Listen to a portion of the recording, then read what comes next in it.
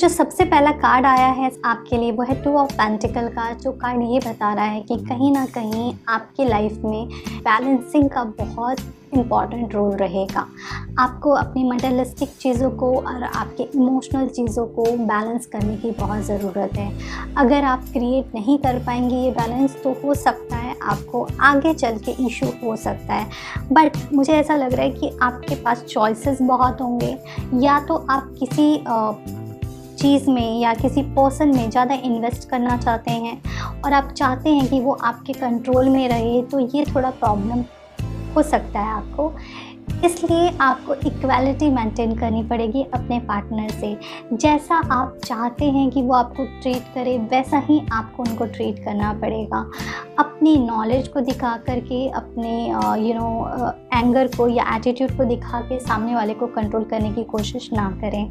Okay, ऐसा हो सकता है कि आपको कुछ ऐसी चीज़ें, अगर आप पब्लिक फिगर हैं या फिर आपको पब्लिक जानती है, तो ऐसा हो सकता है कि आप में से कुछ लोगों के कुछ ऐसी आप लोगों के बारे में कुछ ऐसी या तो मीडिया में बात फैल सकती है, या फिर हो सकता है कुछ स्प्रेड आपके फ्रेंड्स के सामने हो, या कुछ ऐसी चीज़ हो जो आप नहीं अभी तक आपने डिस्क्लोज़ की थी, बट अब वो डिस्क्लोज़ हो रही है। ओके, तो इस तरीके की एनर्जी हो सकता है आपको फेस करनी पड़े।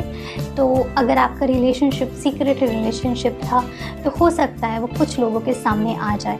तो आप इसलिए चीज़ों को बैलेंस करने की ज़रूरत है, वो करके आप रखिएगा। जहाँ तक बात की जाए दूसरे कार्ड्स की, वो ये बता रहे हैं कि इस टाइम पे, इस मंथ में आप बहुत ही डिप्लोमेटिक रहने वाले हैं। आपके पार्टनर आपके साथ डिप्लोमेटिक रहने वाले हैं और आप इसके साथ अपना रिलेशनशिप कंटिन्यू करेंगे। आप किसी को हर्ट नहीं करेंगे, ना आपका पार्टनर आपको हर्ट करेगा, लेकिन पूरी तरीके से सच बात भी नहीं बोली जाएगी आपको, ना आप पूरी तरीके से सच बात बोलने वाले हैं। ओके, बट कम्युनिकेशन आपका इम्प्रूव होता हुआ मुझे नज़र आ रहा है। आप जितना अपने पार्टनर से बात करते थे, हो सकता है आप उनसे ज़्यादा फ्रिक्वेंसी से बात करना शुरू कर दें।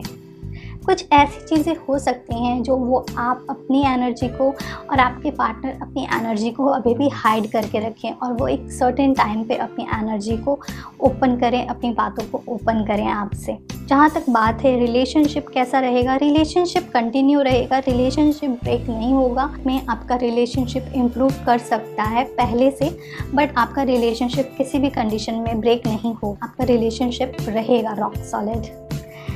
अगर बात की जाए दूसरे कार्ड्स की, तो हो सकता है आपके लिए ये बहुत अच्छा टाइम है पेशेंस के साथ वेट करने का, अपने रिलेशनशिप को ग्रो होते हुए देखने के लिए। आपको इसके पॉजिटिव रिजल्ट में भी 1-2 महीने के बाद मिलेंगे। तो आप अपना एफर्ट डालें अपने रिलेशनशिप में। उनके रिज़ल्ट के लिए आप मत सोचें, उसका रिज़ल्ट आएगा, बट थोड़ा सा धीरे धीरे आएगा।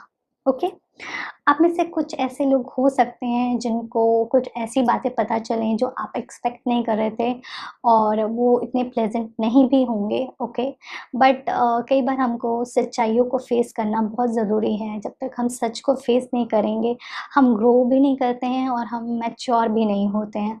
तो कुछ ऐसी चीज़ें हो सकती हैं आपके लाइफ में, कुछ ऐसे सिचुएशन में आप उनको चेक करें और उनको एक्सेप्ट करें अपनी लाइफ में और मूव ऑन करें आगे। एक स्टेबिलिटी भी दिख रही है आपके रिलेशनशिप में, एक ऐसा ग्रोथ दिख रहा है जिसके साथ-साथ आप आगे बढ़ें। बट कहीं न कहीं आप में से ऐसे हो सकते हैं जो कि अभी सीरियस रिलेशनशिप में नहीं हैं, जिन्होंने सोचा नहीं है कि इस रिलेशनशिप को कहाँ लेकर के जाना है। तो प्लीज़ ये बहुत अच्छा टाइम है कि आप अपने रिलेशनशिप का फ्यूचर के बारे में सोचें, और सोचें कि इस रिलेशनशिप को आप आगे कैसे बढ़ाना चाहते हैं।